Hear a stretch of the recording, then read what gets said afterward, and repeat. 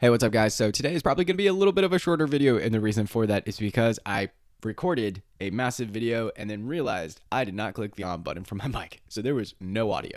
Now, I don't know if you can see the shirt, not today. Look, today we're going to do a response to the comments video. This is going to be something that I plan to do periodically. Oh, and before I forget, please like, please subscribe. I keep forgetting to add that, and I really want to grow this channel. I'm having a ton of fun with it. And if you want, drop a comment. You'll find out why in this video. Today we're going to be looking at a comment by Boots RR. Now, Boots RR, I'm going to read the full comment, and it's a big one. So buckle up, but it's well worth reading, and we will discuss the 4 counterpoints to the 4 points I made in my last video. Love the structured segmentation there. So without further ado, let's dive in. Now, Boots RR said, someone else mentioned ads, and I just want to say they're pretty much spot on with the advice, but to add to that, as you grow your backlist beyond your first book or first series, you'll start seeing better returns on your ad campaigns. The secret to actually making a living as an indie author really does come down to write more good books faster. Gosh, I love that. Man, I might print that out and hang that up. Hang it up. All the best self-publishers that I know, or the most successful, sorry, not best, but most successful self-publishers that I know that I've heard on podcasts, they've all been able to turn out volume. They're not necessarily going for that magnum opus masterpiece, but they're trying to write good books, and they're trying to do it quickly. Time is really limited, and I actually made a video about this, but you want to be maximizing the amount of time that you do have. We could always go back. We could always edit. We could always change. Like, it is a limitless, bottomless pit when you look at a book itself. And so you don't want to get too caught up in writing those drafts. Don't over edit. Just write a good book and then write multiple ones. It's so easy. So the comment that he was initially referencing, I'm going to read real quick or kind of brush over. It is by Jojo-ZL7QH. I want to comment on the part that you're talking about ads. Ads are not profitable. Ads are not profitable for one book. They're just not. You're correct about that. There's no way around it. However, where ads excel at are with series. When you promote the first book, even if you charge $5 for an ebook, it costs you $7 to get a sale. So you're actually negative $2 on the ebook. However, when people move on to your next book, you've made a little profit. Of course, not everyone is going to move on to that book, but if 80% of the people move on, now you're at least coming out even, if not $1 or so in profit. And then the third book is where you make your money. This is where ads come in. They do not work with one book. They work very well when you have a series of three or more books. So the comment goes on. It's a great comment as well. But going back to Boots RR and confirming that this is indeed the way to approach advertising for authors. Now, I haven't done advertising for my books. I do have a trilogy out there, and it's something I would like to test in 2026, maybe 2027, just depending on how things go. Depends. Depends on what? Money! I'm not exactly how I would structure my advertising campaign or what platform I would advertise on. Could be Meta, just because there's lots of visuals, and maybe I'm sending them to a landing page where I sell direct, or maybe it's with Kindle advertising. I don't really know. I haven't looked into the data or what platform would be the best to advertise on. So if you have any thoughts there, please drop a comment. I would love to read up on that, and I'm sure other people would as well. Now, addressing the point specifically, what I like about this is that it makes total sense. It's why so many companies like Adobe or Grammarly or whoever else are switching to a subscription model. It's because then they're just focusing on retention. It's way more expensive to acquire a customer than it is to keep one. So you want to make sure you have an excellent product. That's where the writing the story, super important. Still make sure you're putting out a good book, because it doesn't matter how good your advertising strategy is if the product itself isn't great. You want to increase retention how you can, and that's by putting out something people actually want to read. But I did want to stop and shout out Scrivener real quick. Scrivener is amazing. They're not a sponsor. I am way too small to have Scrivener as a sponsor. However, I love their product. I've been using it for 10 years, and it was a one-time purchase. Okay, like that's crazy. In today's day and age, just having something that you pay for once and then it's yours is amazing. And I really, really hope it stays that way. Shout out Scrivener. You're the best. Boots RR goes on to talk about the description, keywords, categories, all super important. To add about your comments about cover, description, keywords, categories are the foundation of all your other marketing efforts. If you're on a limited budget, spend it on your cover. Take time with your blurb and really make sure your keywords are putting your book in front of the right people that are most likely to read it. Because of how the KDP ecosystem works, it's better to show your book to a smaller group of folks who are very likely to actually click on your page and buy it than it is to cast as wide a net as possible. And I want to shout out another tool, KDP Spy. I use this with my books. I think it was a great research tool where you can go on Amazon, you can look at sales, you can look at keywords, you can try and structure a strategy that is most conducive or optimized best for your book itself. So KDP Spy is pretty awesome. I used it probably like a few years ago now. I don't know what kind of updates they've made, but it is worth thinking through keywords, categories, all of that, and specifically in the sense of appealing to a niche. So everyone in any business circle says niche down. Like that is the way to go.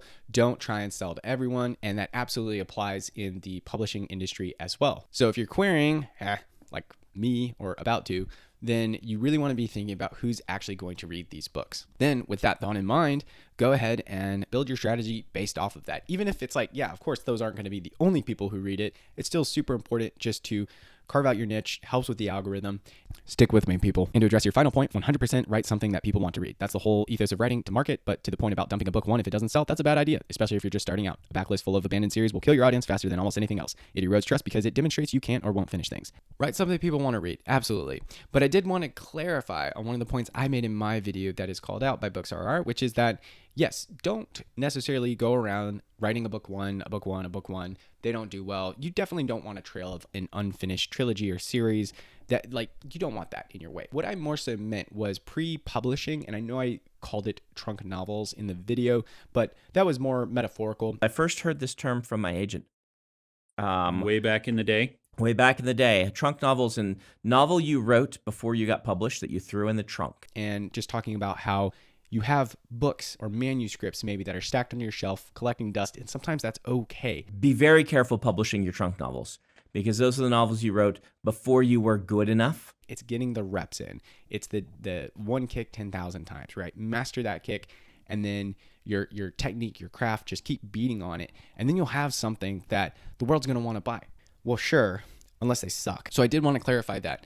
I have mixed feelings just about, hey, should you stick with the series if sales tanked, it really didn't go where you wanted it to? A lot goes into a book. You don't necessarily want to be tied up for 6 years or however long it is on a trilogy if it's something your heart's just not in anymore.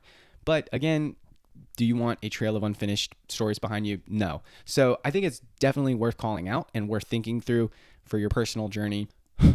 Instead, you want to use off-ramps. Usually, we'll set up off-ramps as books 3, 5, 7, or wherever.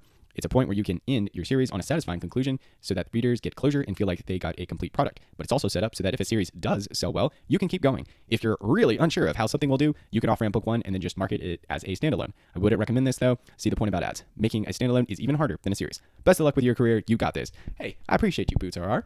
Now, the fourth, fifth, third point, just depending on how we're going about this, off-ramps. I thought this concept was really, really cool. And just the idea that if you don't necessarily want to end a trilogy, or whatever, however many books you plan for this specific storyline, bring that closure, have that solid ending, but also have an off-ramp where, hey, maybe it's something you continue further down the line if it does really well. But the off-ramp idea was really cool because it's a way to kind of mitigate losses.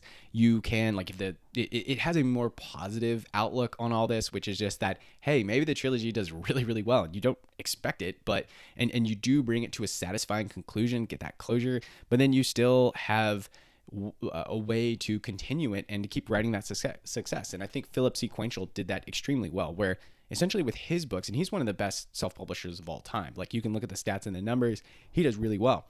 So if he essentially wrote 3 trilogies and they're all connected, same world, same characters. He's written more than that now, but those could have been standalone trilogies, yet they were interconnected. They layered on each other. There was really cool call outs from the original trilogy, looking at the last one, and it all sort of, it made sense, but it, in my mind, was immediately what I thought of when I thought of this off-ramp idea, where maybe Philip Sequential was looking at his original trilogy, planning to end it there, and then was like, you know what? People are buying it. They love it. So he just kept it going and was able to do that. We did get our closure with that original trilogy, but we were also able to enjoy the fruits of continuing the series. Now, I think if we're looking at this from maybe a more cynical standpoint, which I tend to sometimes be a little more cynical or doubtful of, like, how my books are going to do, but a good solution that I see is write a book that could stand alone, and then if it does really well, turn that sucker into a series. Like, why not? So it's a cool way to stress test the market. You have a book that has closure in it. You can just always go back and update the title later to be like book 1 of whatever it might be. You know, that way you're not necessarily locked into a 3 or 5 book series.